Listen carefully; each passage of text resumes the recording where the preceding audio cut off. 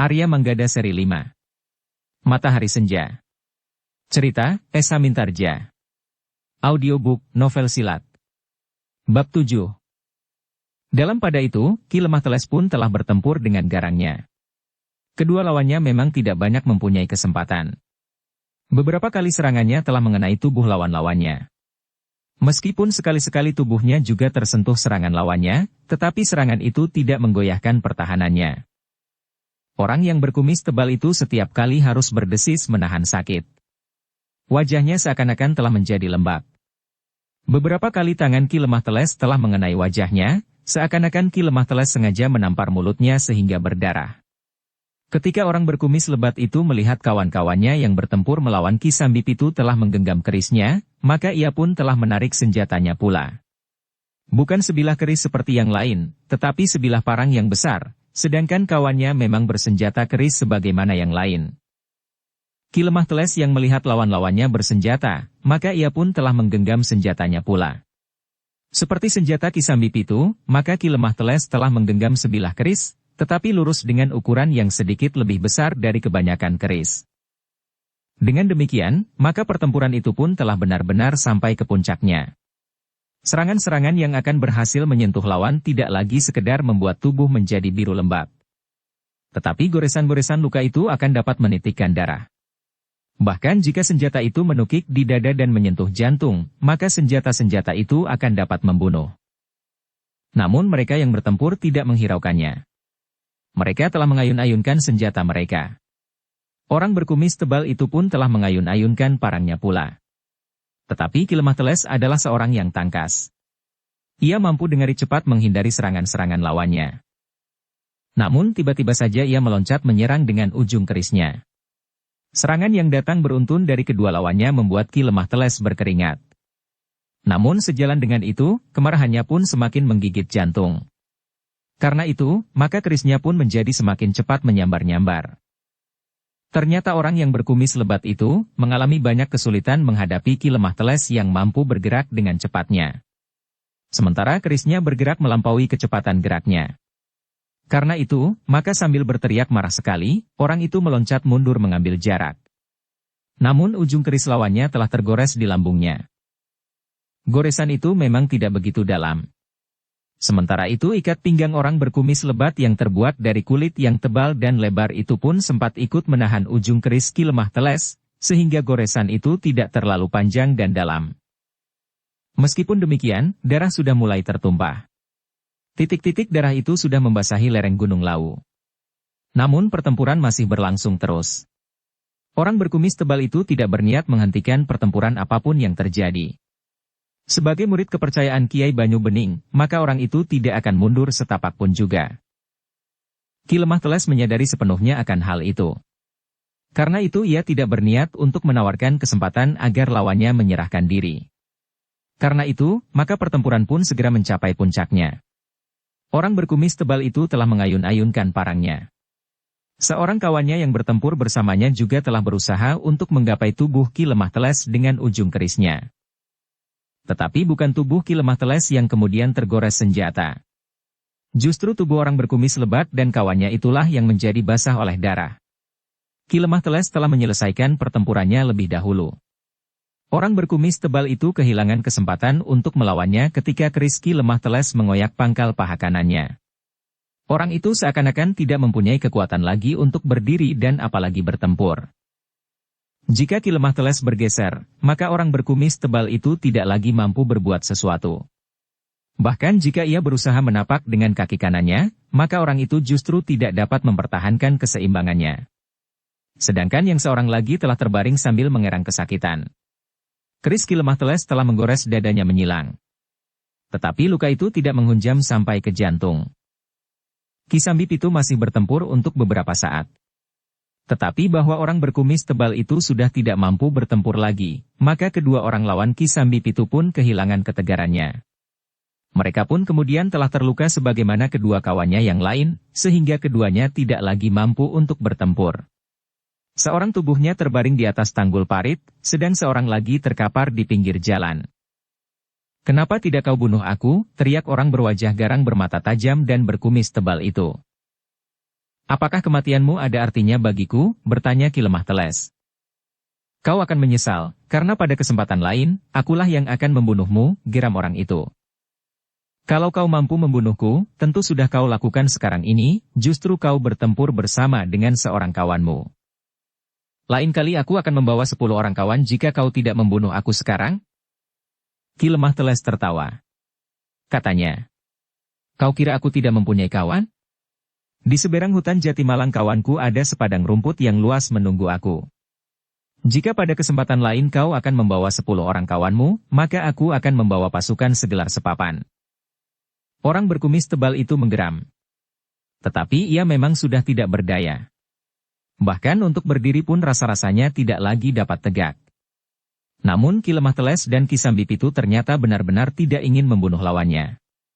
Bahkan Ki Sambipitu itu pun kemudian berkata, aku akan memberi isyarat kepada kawan-kawanmu agar datang menjemputmu. Setan kau!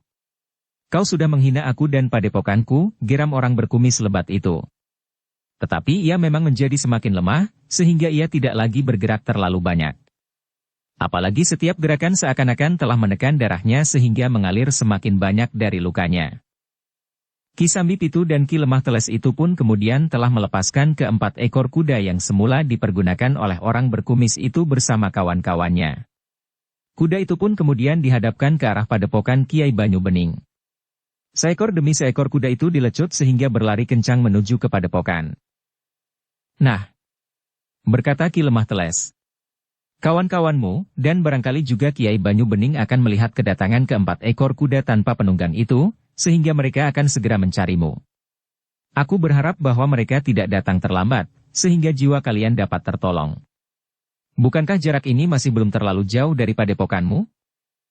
Orang berkumis tebal itu tidak menjawab. Tetapi sorot matanya memancarkan dendam yang tidak ada taranya. Demikianlah, sejenak kemudian Ki Sambipitu dan Ki Lemah Teles itu sudah meloncat ke punggung kuda mereka. Sejenak kemudian keduanya telah melarikan kuda mereka meninggalkan 4 orang yang terluka itu. Jalan menuju ke padepokan itu memang jalan yang jarang dilewati orang. Sawah yang terbentang di sebelah menyebelah jalan itu pun sebagian telah dikuasai oleh Kiai Banyu Bening pula.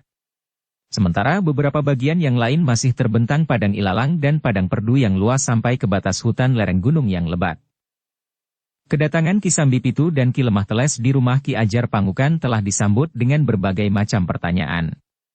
Pakaian mereka yang terpercik darah telah menunjukkan bahwa keduanya telah bertempur dan bahkan melukai lawan-lawan mereka. Aku tidak bermaksud menantang untuk berperang tanding, berkata Ki Lemah Teles mendahului Ki Sambipitu, sehingga Ki Sambipitu itu pun tertawa. Sementara Ki Lemah Teles pun kemudian bercerita tentang apa yang telah dialaminya. Ki Ajar Pangukan menarik nafas dalam-dalam. Katanya, dengan demikian, maka kita sudah membuka permusuhan dengan padepokan itu. Tetapi bukan maksud kami. Berkata Ki Lemah Teles, kami dihadapkan pada satu keadaan tanpa pilihan. Orang berkumis lebat itu benar-benar akan membunuh kami atas perintah Kiai Gandawira yang ternyata lebih senang disebut Kiai Banyu Bening meskipun kesannya seperti air yang sangat keruh. Ki Ajar Pangukan, Ki Jagaprana dan Ki Pandi mengangguk-angguk mendengar cerita itu. Bahkan dengan nada berat Ki Ajar Pangukan itu berkata, orang-orang yang perlu dikasihani. Siapa yang perlu dikasihani? Bertanya Ki Lemah Teles. Orang yang lebih senang disebut Kiai Banyu Bening itu. Yang lain, desak Ki Lemah Teles. Ki Ajar Pangukan mengerutkan dahinya. Tetapi ia pun menjawab, maksudku, Kiai Banyu Bening itu saja. Tetapi Ki Ajar menyebutnya seakan-akan lebih dari satu. Ki Ajar menyebutnya orang-orang. Bukankah itu lebih dari seorang? Berkata Ki Lemah Teles kemudian. Tidak. Ternyata aku salah ucap. Maksudku, Kiai Banyu Bening itu adalah orang yang pantas dikasihani. Bukankah ia telah kehilangan istrinya yang ternyata telah pergi bersama seorang laki-laki? Kemudian justru laki-laki yang membawa istrinya itu bersama kawan-kawannya telah menyerang dan berusaha membunuh Kiai Banyu Bening. Dan yang terjadi kemudian adalah, bahwa rumahnya telah terbakar dan yang paling parah adalah bayinya, satu-satunya miliknya yang tinggal, ikut terbakar pula. Ya. Ki Sambipitu menyambung, kesan yang terburuk yang terpahat di dinding hatinya adalah suara tangis bayi itu. Bayi itu menangis melengking-lengking di saat rumahnya terbakar. Namun Kiai Banyu Bening itu pun segera pingsan. Manggada dan Laksana juga mendengar keterangan itu. Rasa-rasanya mereka ingin menutup telinga mereka. Namun mereka pun ingin mendengar kelanjutan dari cerita itu. Tetapi Ki Sambi Pitu dan Ki Lemah Teles ternyata tidak jelas sejak kapan Kiai Banyu Bening itu mendirikan sebuah perguruan. Kapan pula ia membuat semacam tetenger bagi bayinya di hadapan sebuah tempat pemujaan untuk menyerahkan korban-korbannya. Namun Ki Ajar Pangukan pun kemudian berkata, "Jadi yang kita hadapi sekarang berbeda dengan Panembahan Lebdagati. Panembahan Lebdagati adalah seorang yang benar-benar mengabdikan dirinya menurut satu keyakinan hitam. Panembahan Lebdagati ingin mempunyai sifat kandel yang paling baik di muka bumi, sehingga dengan demikian ia akan dapat menjadi orang yang tidak terkalahkan. Tetapi yang dilakukan oleh Kiai Banyu Bening adalah semata-mata pancaran dendam, kebencian dan kekecewaan yang membakar jantungnya. Tetapi akibatnya juga sangat mengerikan. Ungkapan dari dendam, kebencian dan kekecewaan itu tidak kalah kejinya dengan upacara-upacara yang dilandasi dengan kepercayaan hitam Panembahan Lebdagati," berkata Ki Pandi. Dukung channel Novel Silat dengan subscribe, follow, like, komen dan share. Yang lain mengangguk-angguk. Sementara itu hampir di luar sadarnya Manggada yang juga mendengarkan pembicaraan itu berkata, bahwa Kiai Banyu Bening memilih tempat di kaki Gunung Lawu ini pun nampaknya tidak sekedar kebetulan bahwa di sini Panembahan Lebdagati pernah mendirikan sebuah padepokan pula. Orang-orang tua yang mendengar kata-kata Manggada yang seakan-akan meluncur begitu saja itu pun mengangguk-angguk pula. Ki Jagaprana pun segera menyahut. "Ya, agaknya ada hubungannya, kenapa Kiai Banyu Bening memilih tempat ini untuk mendirikan padepokan dan perguruan di tempat ini. Kita akan mencarinya," desis Ki Ajar Pangukan, "tetapi yang penting, kita harus menjadi lebih berhati-hati setelah Kiai Banyu Bening mengambil sikap yang kasar itu." "Tetapi, apakah di padepokan itu nampak banyak orang? Maksudku, apakah padepokan dan perguruan Kiai Banyu Bening itu termasuk perguruan yang mempunyai banyak murid dan pengikut?" bertanya Ki Pandi kemudian. "Agaknya cukup banyak. Tetapi selain di dalam padepokan itu, Kiai Banyu Bening telah menyebarkan pengaruhnya di luar dinding padepokannya. Perguruan Kiai Banyu Bening tentu menjanjikan sesuatu kepada para pengikut di luar padukuhan. Dengan menyerahkan korban-korban yang mengerikan itu, maka orang-orang yang berada di bawah pengaruh Kiai Banyu Bening itu tentu mengharapkan sesuatu. Tentu bukan sekedar kewadagan," jawab Ki Sambi Pitu. "Kita memang harus melengkapi bahan-bahan pengenalan kita atas padepokan itu," desis Ki Pandi. "Tetapi kita harus menjadi lebih berhati-hati." Ki Ajar Pangukan mengulangi. Orang-orang yang sedang berkumpul itu mengangguk-angguk. Sementara Ki Pandi pun berkata, "Aku akan mulai dari sebuah padukuhan yang tidak terlalu jauh dari padepokan itu." Dengan demikian, maka sekelompok orang yang tinggal untuk sementara di rumah Ki Ajar Pangukan itu menjadi semakin tertarik untuk mengetahui apa yang akan terjadi kemudian. Upacara-upacara yang dilakukan di beberapa padukuhan sudah berkembang. Anak-anak binatang yang dikorbankan itu tidak lagi ditusuk sampai mati. Tetapi anak-anak binatang itu harus dibakar hidup-hidup. Namun yang tidak kalah menariknya adalah burung-burung elang yang kadang-kadang nampak berterbangan di atas padepokan itu. Bahkan sekali-sekali burung-burung itu menyambar-nyambar seakan-akan ingin melihat dan meyakini apa yang ada di dalam padepokan itu. Sebuah padepokan yang belum banyak diketahui bentuk dan isinya, yang berusaha menyebarkan pengaruhnya di bekas lingkungan pengaruh Panembahan Lebdagati.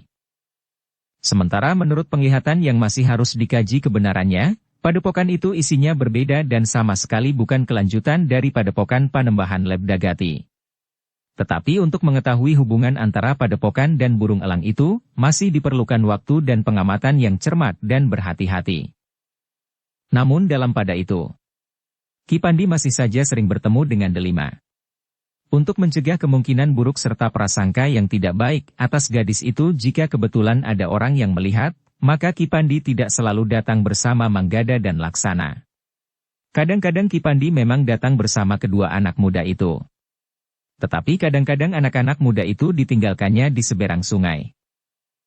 Tetapi Ki Pandi sendiri kemudian menjadi semakin akrab dengan Delima. Delima tidak saja menunggu Ki Pandi di pinggir sungai, tetapi kadang-kadang juga di sawah atau pategalan. Gadis itu senang mendengar cerita Ki Pandi tentang daerah di seberang hutan Jati Malang. Tentang padukuhan-padukuhan yang ramai dan tidak dicengkam oleh kengerian. Ki Pandi juga bercerita tentang kota-kota yang pernah dikunjungi. Namun sebenarnya lah bahwa Delima menjadi gembira jika Manggada dan Laksana juga datang bersama Ki Pandi. Namun pertemuan-pertemuannya dengan Ki Pandi serta Manggada dan Laksana, membuat gadis itu semakin jauh dari kepercayaan yang mulai mencengkam padukuhannya. Jika malam-malam yang ditentukan tiba, 2 kali dalam sepekan, gadis itu harus ikut bersama kedua orang tuanya mendengarkan pamannya yang tinggal di padepokan itu menguraikan tentang jalan kehidupan sebagaimana dianutnya, maka hatinya menjadi terguncang-guncang. Tetapi gadis itu tidak berani berterus terang menolak keyakinan pamannya itu. Setiap kali terbayang korban yang diserahkan hidup-hidup dengan perantaraan api itu. Apalagi jika bayangannya mengembara ke masa-masa mendatang serta kemungkinan-kemungkinan yang dapat terjadi. Tetapi Ki Pandi sama sekali tidak mengatakan apa yang pernah didengar oleh Ki Sambi Pitu dan Ki Lemah Teles tentang Kiai Gandawira yang lebih senang disebut Kiai Banyu Bening, sehingga bayangan-bayangan yang mengerikan itu memang akan dapat terjadi. Ketika Ki Pandi sempat berbicara dengan Delima di pategalannya yang ditanami jagung di antara beberapa batang pohon buah-buahan dan batang pohon kelapa, maka Ki Pandi pun bertanya. Bagaimana tanggapan kawan-kawanmu, Delima? Maksudku, gadis-gadis di padukuhanmu? Entahlah, Kek. Jawab Delima, kami tidak pernah memperbincangkan tentang upacara-upacara yang pernah diselenggarakan di padukuhan kami. Sejak korban yang diserahkan itu belum dibakar, tidak seorang pun yang berani menyebutnya. Apalagi mengatakan bahwa mereka menjadi ngeri melihatnya. Aku sendiri, yang menjadi sangat ngeri dan ketakutan tidak berani mengatakan kepada ayah dan ibu. Aku hanya dapat mengatakannya kepada kakek. Namun justru karena itu aku merasa beban perasaanku menjadi berkurang. Ki Pandi mengangguk-angguk. Tetapi kemudian ia pun berkata, Delima, cobalah kau bertanya kepada kawan-kawanmu jika kau mendapat kesempatan. Tentu saja dengan sangat berhati-hati. Sementara itu seperti yang aku katakan, aku ingin berbicara dengan ayah dan ibumu. Tetapi jika kakek ingin berbicara tentang keyakinan yang mengerikan itu, maka kakek akan dapat menyinggung perasaan ayah dan ibuku. Aku pun akan berhati-hati, Nger. Tetapi aku tentu harus mempunyai alasan untuk datang kepada ayah dan ibumu. Berkata Ki Pandi kemudian.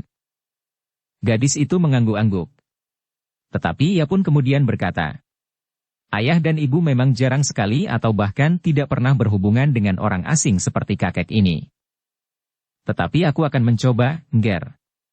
Justru karena cacatku ini, berkata Ki Pandi kemudian. Apa yang akan kakek lakukan? Aku akan menjual belas kasihan. Aku akan menjadi orang yang kelaparan di depan rumahmu. Kau tahu maksudku? Delima mengerutkan dahinya. Namun kemudian ia pun tersenyum. Sehari kemudian, Ki Pandi seorang diri pula datang ke padukuhan tempat Delima tinggal. Ia tahu di mana letak rumah Delima.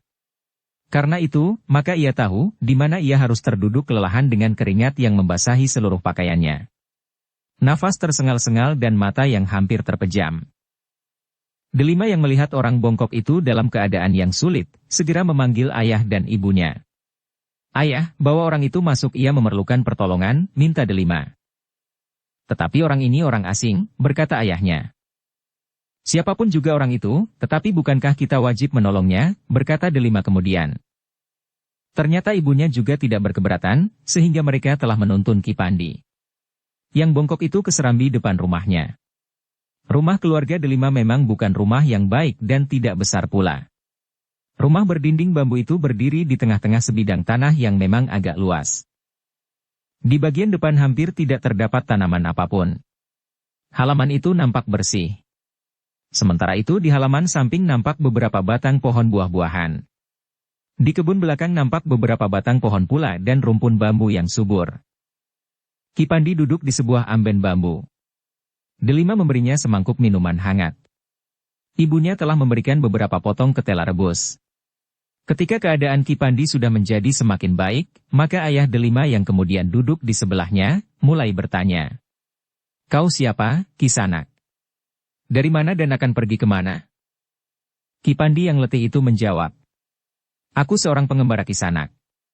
Aku tidak datang dari mana-mana dan aku tidak menuju kemana-mana. Aku berjalan saja mengikuti langkah kakiku. Apakah kau tidak tahu, kau berada di mana sekarang? Ya, Kisanak. Aku tahu. Aku berada di kaki Gunung Lawu. Ayah delima itu mengangguk-angguk. Sementara Ki Pandi berkata selanjutnya. Aku semula tidak sengaja pergi ke tempat ini. Tetapi ketika aku melihat jalan menembus hutan Jatimalang yang nampaknya belum terlalu lama dibuat, maka aku pun telah menyuruh masuk sehingga aku sampai di tempat ini. Ayah delima itu mengangguk-angguk. Sementara keadaan Ki Pandi sudah nampak menjadi lebih baik. Makanlah, ayah delima itu mempersilahkannya. Sudah cukup Kisanak. Terima kasih. Aku sudah makan cukup banyak, jawab Ki Pandi yang kemudian berkata. Sebaiknya aku akan meneruskan perjalanan. Kenapa tergesa-gesa? Beristirahatlah di sini sampai keadaanmu benar-benar menjadi baik, Kisanak. Siapa namamu? Namaku Ki Pandi, Kisanak. Tetapi orang-orang yang mengenal aku memanggilku bongkok buruk. Tetapi itu tidak apa-apa. Aku memang bongkok dan buruk. Ki Pandi berhenti sejenak namun ia pun kemudian bertanya, bagaimana aku memanggil Kisanak? Namaku Krawangan, jawab ayah delima itu. Ki Pandi mengangguk-angguk. Katanya, aku ingin mengucapkan terima kasih kepada seluruh keluarga ini Ki Krawangan. Aku sekarang minta diri untuk melanjutkan perjalanan yang tidak menentu ini. Aku akan melihat-lihat lingkungan di kaki Gunung Lawu itu. Kau perlu beristirahat Ki Pandi. Terima kasih, Ki Krawangan. Aku sudah cukup beristirahat. Tetapi pada kesempatan lain, aku akan singgah di rumah Ki Krawangan ini, berkata Ki Pandi kemudian. Tetapi tiba-tiba saja Ki Pandi itu bertanya, tetapi bukankah aku dapat mohon untuk bermalam di Banjar Padukuhan ini? Tentu. Jawab Ki Krawangan, siapapun boleh bermalam di Banjar. Tentu saja mereka yang kemalaman dalam perjalanan. Tetapi apakah padukuhan ini baru akan membuat Banjar atau justru membuat yang baru, bertanya Ki Pandi. Maksud Kisanak, bertanya Ki Krawangan. Aku melihat bangunan di luar dinding padukuhan, jawab Ki Pandi, jika padukuhan ini sudah mempunyai Banjar, apakah Banjar itu sudah tidak memenuhi kebutuhan sehingga harus dibuat Banjar yang baru lagi? Orang itu termangu-mangu sejenak. Namun kemudian ia pun menggeleng. Tidak Ki Pandi. Kami tidak membuat Banjar yang baru. Bangunan di luar dinding padukuhan itu gunanya lain sama sekali. Bukan untuk kegiatan sehari-hari padukuhan ini. Tetapi bangunan itu adalah bangunan untuk pemujaan. Pemujaan? Kau tidak mengetahui apa-apa tentang pemujaan yang kami lakukan dengan menyerahkan korban kepada penguasa api, jawab Ki Krawangan. Penguasa api, bertanya Ki Pandi. Ya. Apakah kau tertarik? Api adalah segala-galanya. Panasnya api juga karena menyalanya maha api di langit. Hidup kita memang tergantung kepada api. Tetapi jika api itu murka, maka segala-galanya akan dimusnahkan. Ki Pandi mengangguk-angguk. Sementara orang itu berkata, jika kau tertarik, kau dapat datang esok lusa. 2 hari lagi kakakku akan datang ke padukuhan ini untuk memberikan petunjuk-petunjuk bagaimana kita mengabdikan diri kepada api. Api yang perkasa yang memancar di siang hari serta api yang lembut penuh kedamaian yang memancar di malam hari. Maksud Ki Krawangan, matahari dan bulan. Ya, jawab Ki Krawangan. Di bulan purnama kami menyerahkan korban itu. Ki Pandi mengangguk. Katanya. Apakah aku boleh datang 2 hari lagi? Boleh Ki Pandi. Kau dapat ikut mendengarkan sesorah itu. Di mana sesorah itu diselenggarakan? Bertanya Ki Pandi. Di sanggar pamujan itu, Ki Pandi. Di bangunan yang kau sangka untuk memperbaharui Banjar itu. Ki Pandi mengangguk. Ki Krawangan. Aku tentu merasa takut untuk memasuki Banjar itu sendiri. Karena itu aku mohon, apakah aku diperkenankan datang kemari dan kemudian mengikuti Ki Krawangan masuk ke dalam sanggar pamujan itu? Baik Ki Pandi. Aku tentu tidak merasa berkeberatan. Datanglah kemari setelah senja turun. Kita akan pergi bersama-sama ke sanggar. Penguasa api itu tidak menolak siapapun yang datang untuk memohon perlindungan bagi kesejahteraan hidupnya. Terima kasih, Ki Krawangan. Besok lusa aku akan datang, berkata Ki Pandi kemudian. Demikianlah, maka Ki Pandi meninggalkan rumah Krawangan. Ketika ia sampai di pintu regol dan berpaling, dilihatnya Delima dengan seorang gadis yang lebih kecil daripadanya. Agaknya gadis kecil itu adalah adiknya. Di hari berikutnya, Ki Pandi sempat bertemu lagi dengan Delima di Pategalan. Dari Delima Ki Pandi mengetahui bahwa gadis kecil itu memang adiknya. Kenanga. Pamanlah yang memberikan sesorah di sanggar, berkata Delima. Aku ingin mendengar isi sesorah itu, berkata Ki Pandi. Hati-hatilah Kek. Pesan Delima, paman adalah seorang yang keras hati. Bahkan tidak segan-segan menghukum orang yang dianggapnya bersalah. Aku akan berhati-hati Delima. Ketika rencana itu disampaikan kepada Manggada dan Laksana, maka keduanya menyatakan ingin ikut serta. Tetapi Ki Pandi berkata, ingat, aku hanya seorang pengembara yang sendiri. Aku tidak datang dari mana-mana dan tidak pergi kemana-mana. Karena itu, maka aku tidak akan datang bersama siapa-siapa. Manggada dan Laksana dapat mengerti keterangan Ki Pandi itu, karena itu, maka mereka tidak memaksanya untuk ikut bersamanya. Hari melompat ke hari. Waktu yang ditentukan itu pun mendekat. Ki Pandi segera bersiap-siap untuk mengikuti pertemuan yang diselenggarakan setiap pekan 2 kali itu untuk mendengarkan sesorah orang-orang yang dikirim dari Padepokan. Hati-hatilah Ki Pandi. Pesan Ki Ajar Pangukan. Ki Pandi mengangguk-angguk. Katanya, mudah-mudahan aku tidak terjebak dalam kesulitan seperti Ki Sambipitu dan Ki Lemah Teles. Mudah-mudahan.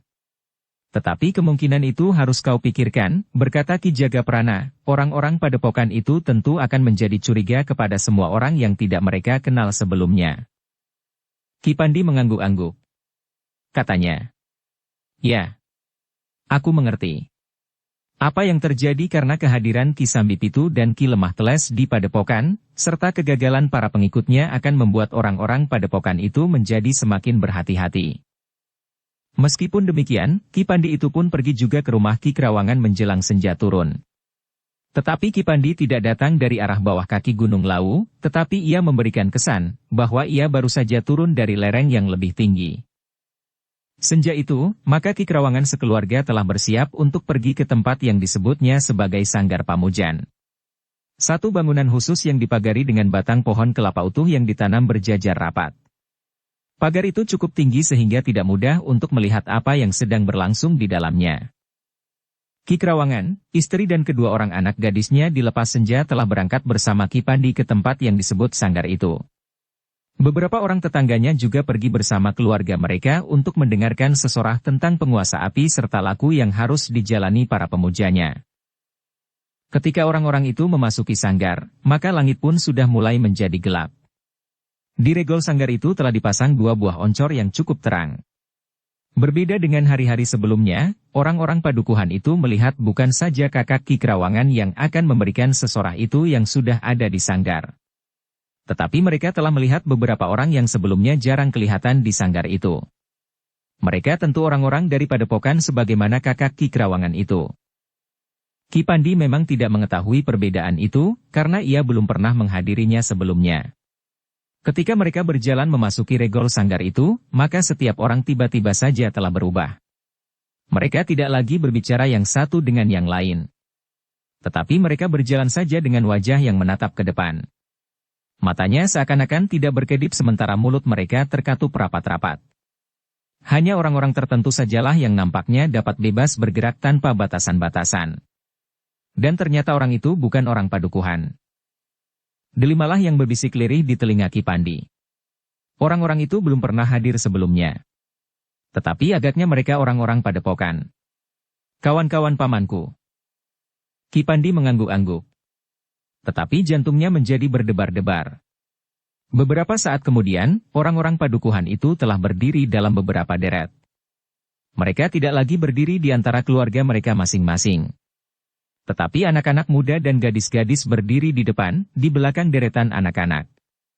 Baru kemudian orang-orang yang lebih tua dan paling belakang adalah orang-orang tua.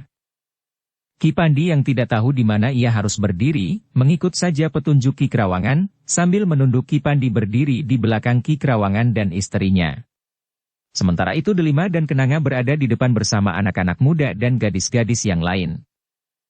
Suasana pun masih tetap mencengkam. Tidak seorang pun yang berbicara. Mereka memandang ke depan dengan wajah yang kosong. Sementara itu, yang akan sesorah masih belum nampak di hadapan orang-orang yang sudah bersiap-siap untuk mendengarkan itu, meskipun orang itu sudah ada di antara mereka. Bahkan kakak Kikrawangan itu masih sibuk berbicara dengan beberapa orang kawan-kawannya dan bahkan berjalan hilir mudik tidak seperti biasanya. Beberapa saat kemudian, orang-orang yang sudah ada di dalam sanggar itu mulai menjadi gelisah. Meskipun mereka masih tetap tidak berbicara apapun, namun sikap mereka menunjukkan kegelisahan mereka. Beberapa orang mulai memandang berkeliling, mencari di mana kakak Kikrawangan itu berdiri. Ki Pandi berdiri dengan jantung yang berdebar-debar. Justru pada saat ia memasuki sanggar itu, terjadi sesuatu yang tidak seperti biasanya. Delima sebelum memisahkan diri sempat berbisik di telinganya sehingga Ki Pandi menduga-duga apakah yang terjadi. Dadanya menjadi semakin berdebar ketika ia merasa, dua orang selalu mengawasinya. Apa yang akan terjadi? Pertanyaan itu semakin keras bergema di dalam hatinya. Tetapi Ki Pandi sudah terlanjur ada di dalam sanggar itu. Apapun yang akan terjadi, harus dihadapinya. Orang-orang yang gelisah itu menjadi semakin gelisah. Mereka mulai saling bertanya, apa yang telah terjadi. Namun sejenak kemudian, kakak Kikrawangan itu naik ke tangga bangunan batu yang ada di dalam sanggar itu. Sambil berdiri di tangga, maka ia memberi isyarat agar orang-orang yang ada di sanggar itu memperhatikannya. Suasananya memang terasa agak berbeda. Meskipun Ki Pandi masih belum pernah mengunjungi pertemuan serupa itu, namun ia merasakan bahwa biasanya suasananya tentu tidak seperti saat itu. Demikian kakak Kikrawangan itu mengangkat tangannya, maka suasana pun menjadi semakin hening. Orang-orang yang ada di sanggar itu berdiri tegak tanpa bergerak sama sekali. Bahkan sampai ke ujung jari kakinya sekalipun. Kakak Kikrawangan itu pun kemudian memandang berkeliling. Dengan lantang ia pun mulai berbicara. Saudara-saudaraku. Aku agak terlambat mulai berbicara di hadapan saudara-saudaraku. Orang itu memandangi orang-orang yang ada di sanggar itu semakin tajam, seakan-akan ingin menilik langsung ke dalam hati mereka masing-masing. Baru kemudian ia berkata selanjutnya. Keadaan ini terjadi karena ada sesuatu hal yang juga berbeda dari biasanya. Selama ini aku yakin bahwa saudara-saudaraku dengan sepenuh hati mengikuti upacara-upacara yang telah kami selenggarakan. Saudara-saudaraku juga selalu datang ke Banjar jika ada sesorah dari salah seorang yang mewakili Ki Banyu Bening. Yang bertugas di sini biasanya memang aku sendiri. Tetapi dalam keadaan khusus memang dapat terjadi orang lain. Orang itu berhenti sejenak. Sementara Ki Pandi menjadi semakin berdebar-debar. Ketaatan orang-orang padukuhan itu terhadap peraturan di sanggar itu sangat mengagumkan. Apalagi dalam upacara korban yang sebenarnya. Dalam pada itu, kakak Kikrawangan itu pun berkata pula, tetapi kali ini kita tidak saja menerima saudara-saudara kami dari padukuhan. Malam ini kita menerima seorang tamu yang ingin melihat dan mendengarkan sesorah yang diselenggarakan di dalam sanggar ini. Sebenarnya hal seperti itu bukan masalah jika kami yakin bahwa orang itu memiliki keyakinan dan kepercayaan yang mantap. Jika saja orang-orang yang ada di sanggar itu tidak dilarang berbicara, maka mereka tentu akan saling bertanya, siapakah yang telah disebut sebagai seorang yang meragukan itu? Namun orang-orang yang telah melihat kehadiran orang bongkok itu pun segera menduga bahwa yang disebut itu adalah orang bongkok yang datang bersama Kikrawangan itu. Kakak Kikrawangan yang berdiri di tangga bangunan tempat menyerahkan korban itu berkata selanjutnya. Nah, aku persilahkan Kisanak yang baru datang itu bersedia untuk mendekat. Aku ingin berbicara dengan Kisanak. Ki Pandi menjadi semakin berdebar-debar. Tetapi ia segera menyadari bahwa memang dirinya lah yang dimaksud. Sejenak Ki Pandi termangu-mangu. Namun kemudian dua orang datang mendekatinya. Sambil memegangi kedua lengannya dari dua sisi, maka orang itu telah menarik Ki Pandi maju ke depan menghadap kakak Kikrawangan itu. Ki Pandi sama sekali tidak berniat menolak. Ia pun menurut saja melangkah di antara orang-orang padukuhan yang kemudian menyibak. Delima yang melihat Ki Pandi dibawa oleh dua orang kawan pamannya itu ke depan menjadi gelisah. Jantung berdetak semakin cepat. Ki Pandi memang tidak dapat mengelak. Ia pun berjalan di antara dua orang yang memegangi kedua lengannya. Semua mata memandang ke arahnya. Seorang bongkok yang berjalan tertatih-tatih.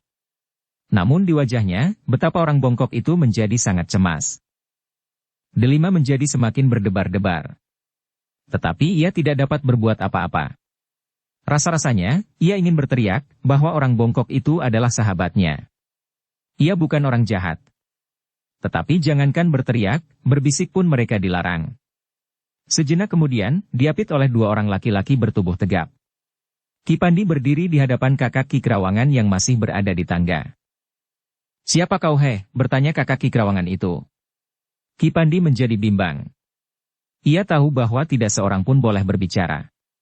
Karena itu, ia menduga bahwa pertanyaan itu memang merupakan satu pancingan agar ia melanggar ketentuan yang berlaku di dalam sanggar itu. "Kau siapa orang bongkok?" Kakak Ki Kerawangan itu mulai membentak. Tetapi Ki Pandi masih belum menjawab, sehingga kakak Ki Kerawangan itu berteriak. Apakah kau tuli?"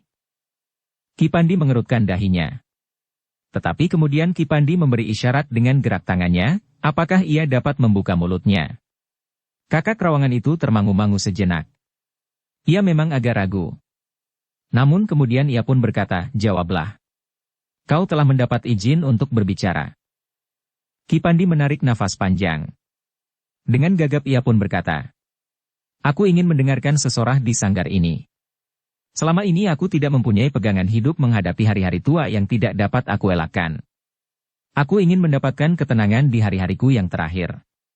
Karena itu, aku datang kemari. Jika di sini aku menemukan ketenangan, maka aku akan menyatakan diri dengan saudara-saudaraku di sini." "Omong kosong," geram kakak Ki Kerawangan, "di hari-hari terakhir daerah ini telah didatangi oleh orang-orang asing yang mengganggu ketenangan hidup kami. Di Padepokan, dua orang yang mengaku pedagang telah merusak suasana kehidupan damai di Padepokan. Sekarang kau datang kemari dengan cara yang lain. Tetapi kami yakin bahwa kedatanganmu ada hubungannya dengan kedatangan kedua pedagang, itu." "Aku tidak mengerti yang Kisanak katakan itu," desis Ki Pandi, "aku adalah pengembara yang mengembara tanpa tujuan. Jika di sini aku mendapatkan kedamaian hati, maka pengembaraanku akan berakhir di sini. Aku akan tinggal di sini meskipun aku harus menjadi budak dan bekerja apa saja. Kau tidak dapat membohongi kami sebagaimana kedua orang yang mengaku pedagang itu. Ketika aku mendengar bahwa ada orang asing yang ingin ikut serta dalam kepercayaan kami, aku segera menjadi curiga justru baru saja dua orang yang mengaku pedagang telah datang di Padepokan. Tetapi aku bukan pedagang." "Baik," berkata kakak Ki Kerawangan, "karena kau orang asing di sini, maka untuk menerimamu sebagai anggota dari kehidupan yang damai dan tentang di sini, maka kau harus diuji. Besok malam kita akan berkumpul di sini seperti sekarang ini. Kau harus menunjukkan kejujuranmu, bahwa kau benar-benar akan menjadi satu dengan lingkungan hidup di padukuhan ini dengan setia." "Apa yang harus aku lakukan?" bertanya Ki Pandi.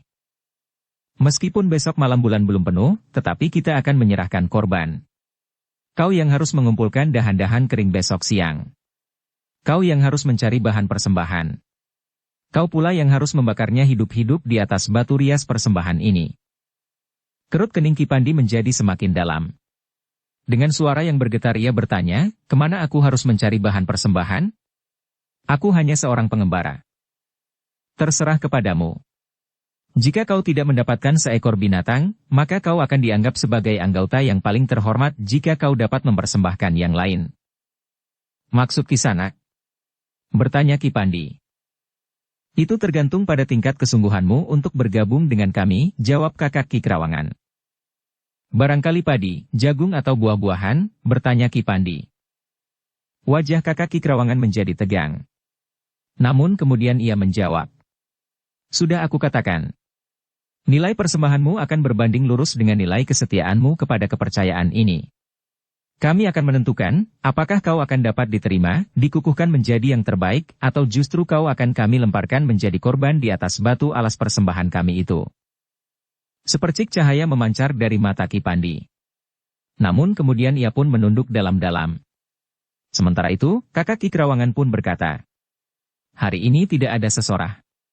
Besok, kita akan berkumpul lagi di sini. Kita akan menyaksikan persembahan apakah yang akan diserahkan oleh orang bongkok ini. Kita bersama-sama menilainya dan kita akan memutuskan, apakah ia dapat diterima atau tidak. Suasana di dalam sanggar itu menjadi tegang. Kakak Ki Krawangan masih berdiri tegak di tangga. Dipandanginya orang-orang yang berdiri di sekitarnya. Cahaya mata kakak Ki Krawangan itu bagaikan memancarkan pengaruh yang mencengkam semua jantung. Demikianlah maka sejenak kemudian orang itu pun berkata, "Sekarang kalian dapat meninggalkan sanggar ini. Besok kita akan bertemu lagi." Bersambung ke bab 8. Dukung kami dengan subscribe, follow, like, komen dan share. Terima kasih.